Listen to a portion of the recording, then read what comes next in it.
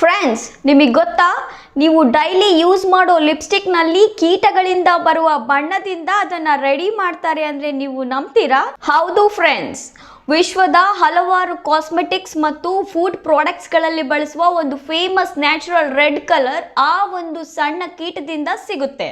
ಆ ಕೀಟದ ಹೆಸರೇ ಕೊಚಿನಿಯಲ್.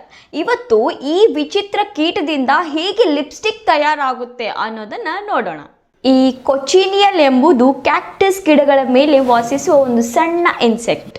ಈ ಕೀಟವನ್ನೇ ಕ್ಯಾಕ್ಟಸ್ ಗಿಡಗಳ ಮೇಲೆ ಬೆಳೆಯುತ್ತಾರೆ. ಇದರ ದೇಹದಲ್ಲಿ ಕಾರ್ಮೈನಿಕ್ ಆಸಿಡ್ ಎಂಬ ವಿಶೇಷ ಕೆಂಪು ಪಿಗ್ಮೆಂಟ್ ಇರುತ್ತೆ. ಆಕ್ಚುಲಿ ಈ ಪಿಗ್ಮೆಂಟ್ ಅನ್ನ ಆ ಕೀಟ ಇತರೆ ಜೀವಿಗಳಿಂದ ತನ್ನನ್ನು ತಾನು ರಕ್ಷಿಸಿಕೊಳ್ಳಲು ಉಪಯೋಗಿಸಿಕೊಳ್ಳುತ್ತೆ. ಆದರೆ ಇದೇ ಪಿಗ್ಮೆಂಟ್ ಮನುಷ್ಯರು ಒಂದು ಅಮೂಲ್ಯವಾದ ನ್ಯಾಚುರಲ್ ರೆಡ್ ಡೈ ತರ ಯೂಸ್ ಮಾಡ್ಕೊಳ್ತಿದ್ದಾರೆ. ಈಗ ಇದನ್ನ ಹೇಗೆ ಫಾರ್ಮಿಂಗ್ ಮಾಡ್ತಾರೆ ಅನ್ನೋದನ್ನ ನೋಡೋಣ ಫ್ರೆಂಡ್ಸ್. ಕೊಚಿನಿಯಲ್ ಕೀಟಗಳನ್ನ ಪೆರು, ಸ್ಪೇನ್, ಚಿಲೆ, ಬೊಲಿವಿಯಾ, ಮೆಕ್ಸಿಕೋ ಅಂತಹ ದೇಶಗಳಲ್ಲಿ ಫಾರ್ಮಿಂಗ್ ಅನ್ನು ಮಾಡ್ತಾರೆ. ಮೊದಲಿಗೆ ಕ್ಯಾಕ್ಟಸ್ ಗಿಡಗಳ ಮೇಲೆ ಕೆಲವು ಮೇಲ್ ಅಂಡ್ ಫೀಮೇಲ್ ಕೊಚಿನಿಯಲ್ ಇನ್ಸೆಕ್ಟ್ಸ್ಗಳನ್ನು ಬಿಡಲಾಗುತ್ತೆ.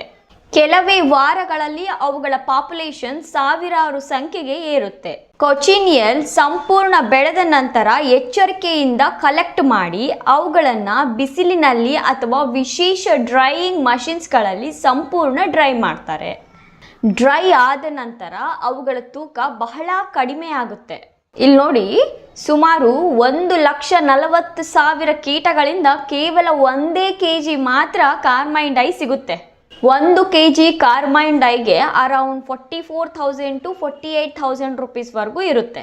ಈಗ ಆ ಒಣಗಿಸಿದ ಕೀಟಗಳನ್ನು ಫೈನ್ ಪೌಡರ್ ಮಾಡಿ ಆ ಪೌಡರನ್ನು ವಾಟ್ರಲ್ಲಿ ಮಿಕ್ಸ್ ಮಾಡಿ ಬಾಯ್ಲ್ ಮಾಡಿ ಅದನ್ನು ಫಿಲ್ಟರ್ ಮಾಡಿ ಶುದ್ಧ ಕಾರ್ಮೈನ್ ಡೈನ ತಯಾರಿಸಲಾಗುತ್ತೆ.